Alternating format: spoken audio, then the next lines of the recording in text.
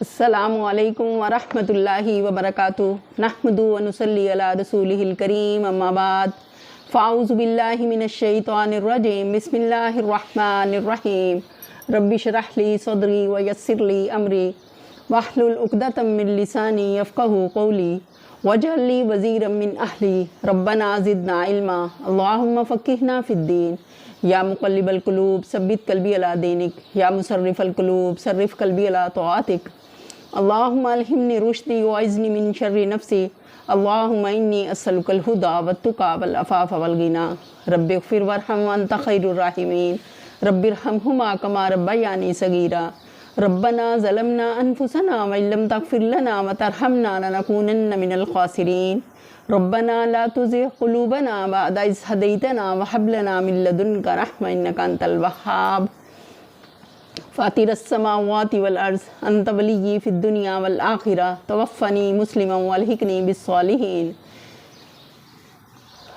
अल्लाहुम्मा अहसिन आक़िबतना फ़िल अमूरि कुल्लिहा व अजिरना मिन ख़िज़्यिद दुनिया व अज़ाबिल आखिरह रब्बना ला तुज़िग़ क़ुलूबना बअद इज़ हदैतना व हब लना मिन लदुनका रहमा इन्नका अंतल वह्हाब फ़ातिरस समावाति वल अर्ज़ अंत वलिय्यी फ़िद दुनिया वल आखिरह तवफ़्फ़नी मुस्लिमन व अलहिक़नी बिस्सालिहीन अल्लाहुम्मा इन्नी अला गमरातिल मौत व सकरातिल मौत अल्लाहुम्मा बारिक लना फ़ी औक़ातिना आमीन सुम्मा आमीन या रब्बल आलमीन। हम पढ़ रहे हैं 7वां पारा अल्लाह की रहमत के साथ अल्हम्दुलिल्लाह सूरह अल अनाम पढ़ रहे हैं। रुकू नंबर 14 तक हमने पढ़ा था। आज हम पढ़ेंगे आयत नंबर 71। आऊज़ु बिल्लाहि मिनश शैतानिर रजीम। मैं पनाह मांगती हूँ अल्लाह की शैतान मरदूद से। बिस्मिल्लाहिर रहमानिर रहीम। शुरू अल्लाह के नाम से जो बड़ा मेहरबान नहायत रहम करने वाला है। कुल अनदउ मिन दूनिल्लाहि मा ला यंफउना व ला यदुर्रुना व नुरद्दु अला अक़ाबिना बअद इज़ हदानल्लाहु कल्लज़ी इस्तहवतहु शयातीनु फ़िल अर्ज़ि हैरान लहू अस्हाबुन यदऊनहु इलल हुदा इतना कुल इन्ना हुदल्लाहि हुवल हुदा व उमिरना लिनुस्लिमा लिरब्बिल आलमीन। ए मोहम्मद सल्लल्लाहु अलैहि वसल्लम, इनसे पूछो क्या हम अल्लाह को छोड़कर उनको पुकारें जो ना हमें नफ़ा दे सकते हैं और ना नुकसान, और जबकि अल्लाह हमें सीधा रास्ता दिखा चुका है। तो क्या अब हम उल्टे पांव फिर जाएं? क्या हम अपना हाल उस शख्स का सा कर लें जिसे शैतानों ने सहरा में भटका दिया हो और वो हैरानों सरगर्दा फिर रहा हो, हालांकि उसके साथी उसे पुकार रहे हों कि इधर आ, ये सीधी राह मौजूद है। कहो हकीकत में सही रहनुमाई तो सिर्फ़ अल्लाह ही की रहनुमाई है और उसकी तरफ से हमें ये हुक्म मिला है कि मालिक कायनात के आगे सरे अतात खम कर दो। कि हमें इब्राहीम अलैहिस्सलाम को कुरान पाक में जब अल्लाह ताला ने कहा कि असलम तो इब्राहीम अलैहिस्सलाम का जवाब क्या था? असलम तो लिरब्बिल आलमीन, कि मैं अपने रब के आगे फर्माबरदार हो गया, जो मैंने अपना आप झुका दिया अल्लाह के लिए। तो हमें भी अपना आप अल्लाह के लिए झुका देना है, अपनी ख्वाहिशात को छोड़कर अपने रस्म व रवाज को नहीं देखना। ये नहीं देखना कि हमारे बड़े या हमारे आबा व अजदाद किस रास्ते पर हैं। हमें वो करना है जो अल्लाह का बताया हुआ सीधा रास्ता है, जो हमारे नबी हज़रत मोहम्मद सल्लल्लाहु अलैहि वसल्लम ने हमारे लिए मुतय्यन किया। ऐ अल्लाह तो हमें उस रास्ते पर चलने की तौफ़ीक़ अता फ़रमा और हमारे कदम कभी भी ना डगमगाएं। हम साबित कदमी के साथ उसी रास्ते पर चलते हुए अपने रब से जा मिलें। कि अल्लाह तो हमारा ख़ात्मा भी ईमान पर करना। अगली आयत है व अन अकीमुस्सलात वत्तक़ूह व हुवल्लज़ी इलैहि तुहशरून।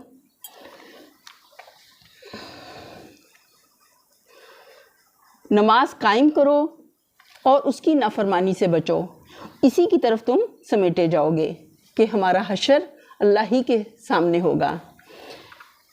व हुवल्लज़ी ख़लक़स समावाति वल अर्ज़ बिल हक़्क़ व यौम यक़ूलु कुन फ़यकून क़ौलुहुल हक़्क़ व लहुल मुल्कु यौम युनफ़ख़ु फ़िस्सूर आलिमुल ग़ैबि वश्शहादा व हुवल हकीमुल ख़बीर। और वही है जिसने आसमानों ज़मीन को बरहक पैदा किया, और जिस दिन वो कहेगा कि हशर हो जा, उसी दिन वो हो जाएगा। اس کا ارشاد عین حق ہے، اور جس روز سور پھونکا جائے گا اس روز بادشاہی اسی کی ہوگی، اور وہ غیب اور شہادت ہر چیز کا عالم اور دانا ہے۔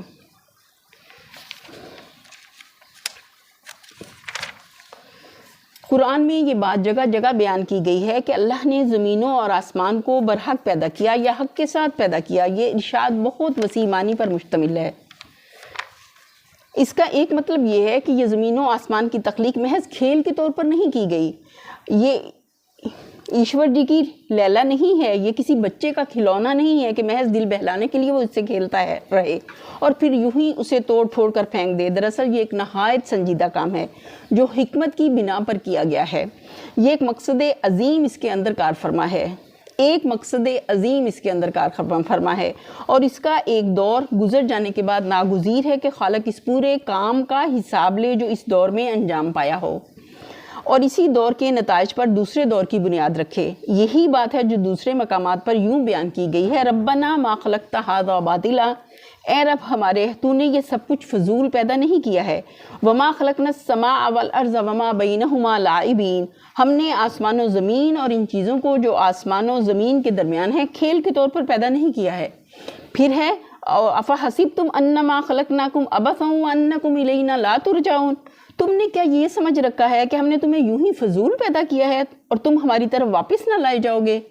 دوسرا مطلب یہ ہے کہ اللہ نے یہ سارا نظام کائنات حق کی ٹھوس بنیادوں پر قائم کیا ہے۔ عدل اور حکمت اور راستی کے قوانین قوانین پر اس کی ہر چیز مبنی ہے۔ باطل کے لیے فی الحقیقت اس نظام میں جڑ پکڑنے اور برابر ہونے کی کوئی گنجائش ہی نہیں ہے، اور یہ اور بات ہے کہ اللہ باطل پرستوں کو موقع دے دے کہ وہ اگر اپنے جھوٹ، ظلم اور ناراستی کو فروغ دینا چاہتے ہیں تو اپنی کوششیں کر دیکھیں، لیکن آخرکار زمین باطل کے ہر بیج کو اگل کر پھینک دے گی، اور آخری فرد حساب میں ہر باطل پرست دیکھ لے گا کہ جو کوششیں اس نے اس شجر خبیث کی کاشت اور آبیاری میں صرف کی وہ سب ضائع ہو گئی۔ تیسرا مطلب یہ ہے کہ اللہ نے اس ساری کائنات کو بنائے حق پیدا کیا ہے، اور اپنے ذاتی حق کی بنا پر ہی وہ اس پر فرما روائی کر رہا ہے۔ اس کا حکم یہاں اس لیے چلتا ہے کہ وہی اپنی پیدا کی ہوئی کائنات میں حکمرانی کا حق رکھتا ہے۔ دوسروں کا حق اگرچہ بظاہر چلتا نظر بھی آتا ہو تو اس سے دھوکہ نہ کھاؤ، فی الحقیقت ان کا حکم چلتا ہے، نہ چل سکتا ہے، کیونکہ کائنات کی کسی چیز پر بھی ان کا کوئی حق نہیں ہے کہ وہ اس پر اپنا حکم چلائیں۔ پھر سور پھونکنے کی صحیح کیفیت کیا ہوگی اس کی تفصیل ہماری سمجھ سے باہر ہے۔ قرآن سے جو کچھ ہمیں معلوم ہوا ہے وہ صرف اتنا ہے کہ قیامت کے روز اللہ کے حکم سے ایک سور پھونکا جائے گا اور سب ہلاک ہو جائیں گے۔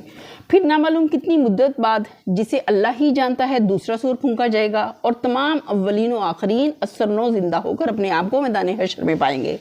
پہلے سور پر نظام کائنات درہم برہم ہوگا، اور دوسرے سور پر ایک دوسرا نظام نئی صورت اور نئے قوانین کے ساتھ قائم ہو جائے گا۔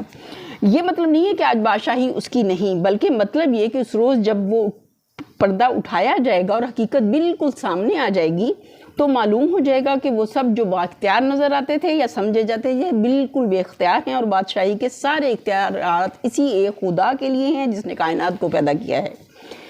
غیب وہ سب کچھ جو مخلوقات سے پوشیدہ ہے، شہادت وہ سب کچھ جو مخلوقات کے لیے ظاہر و معلوم ہے۔ آگے دیکھتے ہیں۔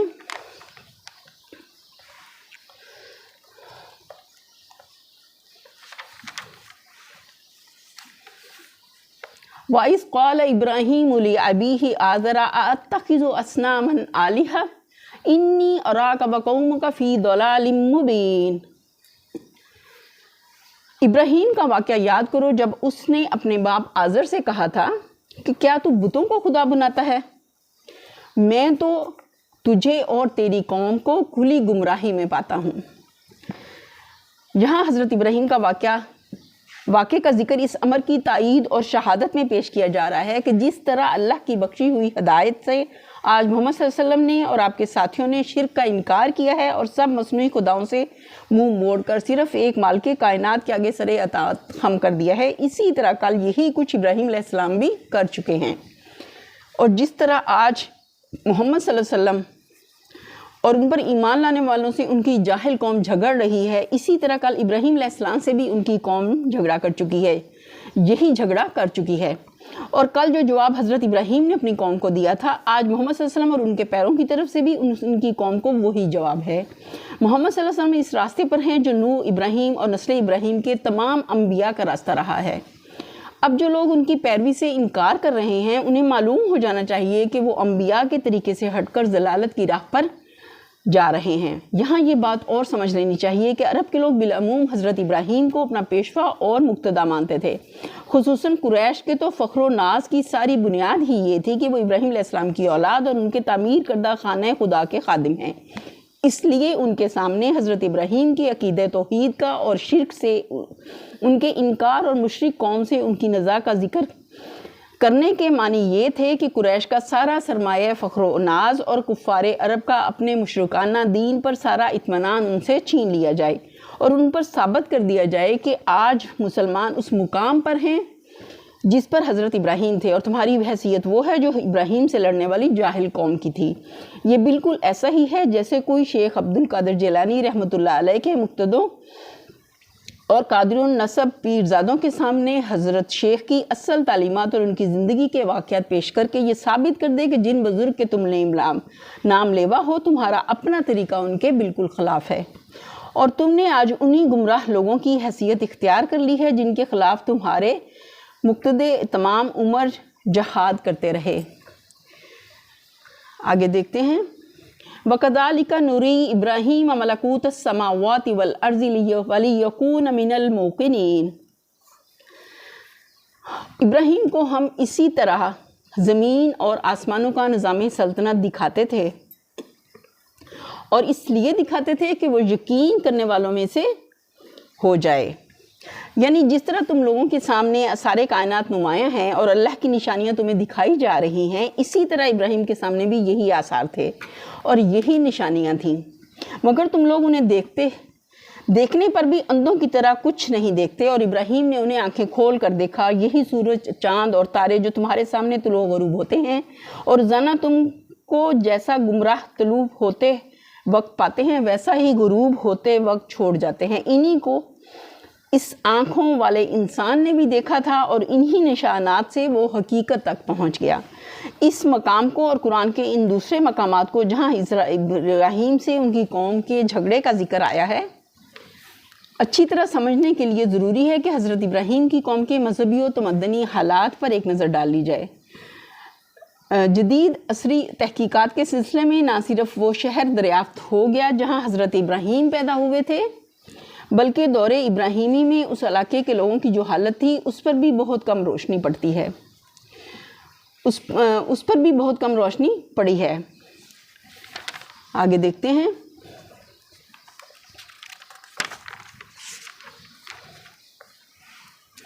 فلما جن علیہ اللیل رأى کوكبا قال ھذا ربی فلما افل قال لا احب الآفلین۔ چنانچہ جب رات اس پر طاری ہوئی تو اس نے ایک تارا دیکھا، کہا یہ میرا رب ہے، مگر جب وہ ڈوب گیا تو بولا ڈوب جانے والوں کا تو میں گرویدہ نہیں ہوں۔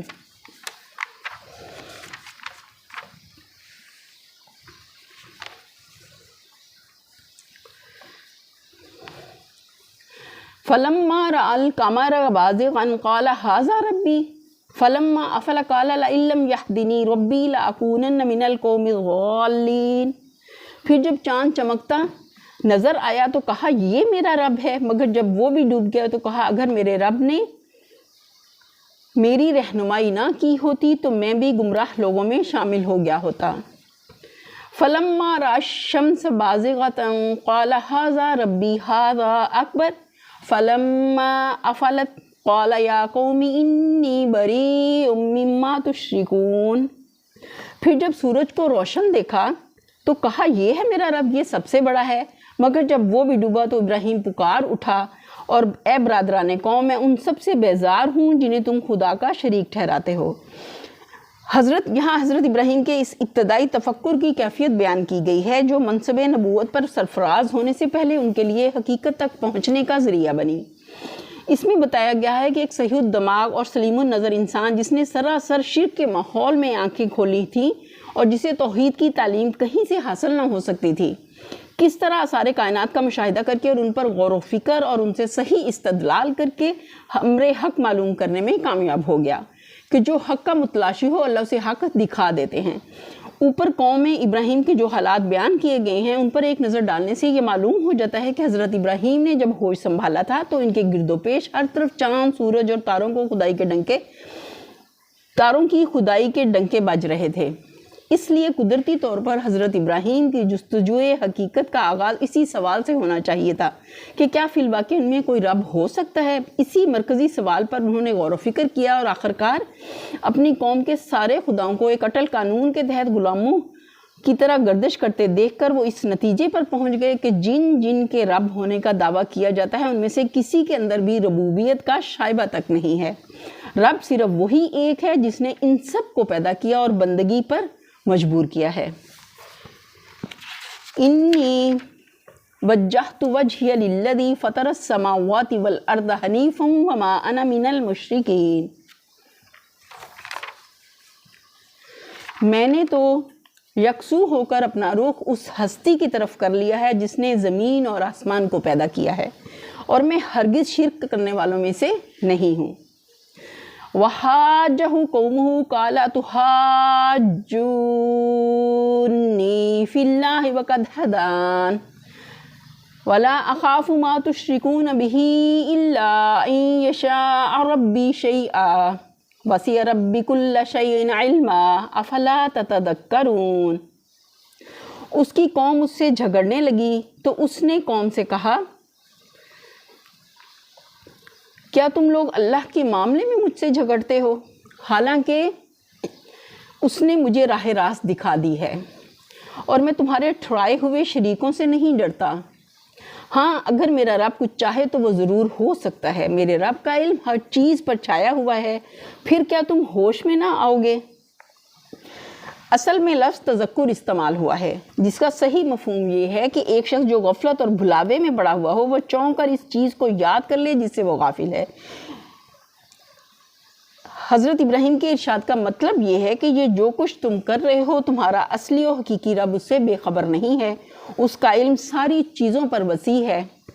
پھر کیا اس حقیقت سے واقف ہو کر بھی تمہیں ہوش نہ آئے گا؟ وَكَيْفَ أَخَافُ مَا أَشْرَكْتُمْ وَلَا تَخَافُونَ أَنَّكُمْ أَشْرَكْتُمْ بِاللَّهِ مَا لَمْ يُنَزِّلْ بِهِ عَلَيْكُمْ سُلْطَانًا فَأَيُّ الْفَرِيقَيْنِ أَحَقُّ بِالْأَمْنِ إِن كُنتُمْ تَعْلَمُونَ۔ اور آخر میں تمہارے ٹھہرائے ہوئے شریکوں سے کیسے ڈروں جبکہ تم اللہ کے ساتھ ان چیزوں کو خدائی میں شریک بناتے ہوئے نہیں ڈرتے جن کے لیے اس نے تم پر کوئی سند نازل نہیں کی ہے۔ ہم دونوں فریقوں میں سے کون زیادہ بے خوفی و اطمینان کا مستحق ہے؟ بتاؤ اگر تم کچھ علم رکھتے ہو کہ جو اللہ کی کھلم کھلا نافرمانی کرے انہیں اللہ کے عذاب سے اور اللہ کے غضب سے ڈرنا چاہیے، نہ کہ وہ جو حق پر ہو اور اللہ کو ایک الہ مانے۔ اگلی آیت ہے الذین آمنوا ولم یلبسوا ایمانہم بظلم اولئک لہم الامن وہم مہتدون۔ حقیقت میں تو امن انہی کے لیے ہے اور راہ راست پر وہی ہیں جو ایمان لائے اور جنہوں نے اپنے ایمان کو ظلم کے ساتھ آلودہ نہیں کیا۔ یہ پوری تقریر اس بات پر شاہد ہے کہ وہ قوم اللہ فاطر السماوات